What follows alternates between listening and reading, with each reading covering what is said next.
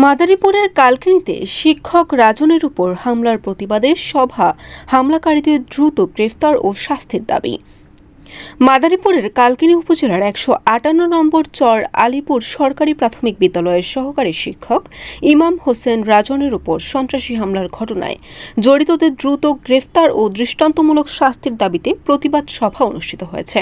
বৃহস্পতিবার সকাল 10টায় উপজেলা শিক্ষক সমিতির উদ্যোগে উপজেলা রিপোর্টার্স কমিটির কার্যালয়ে এ সভার আয়োজন করা হয়।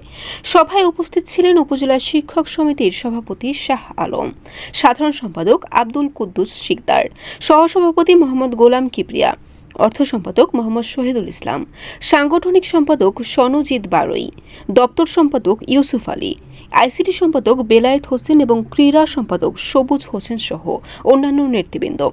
বক্তারা বলেন, শিক্ষক ইমাম হোসেন রাজনের উপর হামলার ঘটনায় জড়িতদের অবিলম্বে গ্রেফতার করে আইনের আওতায় আনতে হবে, অন্যথায় শিক্ষক সমাজ আরও কঠোর কর্মসূচি ঘোষণা করতে বাধ্য হবে। সভায় শিক্ষক সমিতির সাধারণ সম্পাদক আব্দুল কুদ্দুস শিকদার বলেন, শিক্ষক রাজনের উপর হামলার পর থেকে আমি সার্বক্ষণিক তার পাশে ছিলাম। উন্নত চিকিৎসার জন্য তাকে দ্রুত ঢাকার পঙ্গু হাসপাতালে পাঠানোর ব্যবস্থা করেছি এবং নিয়মিত তার খোঁজ খবর নিয়েছি। শিক্ষকদের দাবি, শিক্ষকদের নিরাপত্তা নিশ্চিত করতে হামলাকারীদের বিরুদ্ধে দ্রুত কার্যকর ও আইনগত ব্যবস্থা গ্রহণ করা হোক। বরিশাল.নিউজ।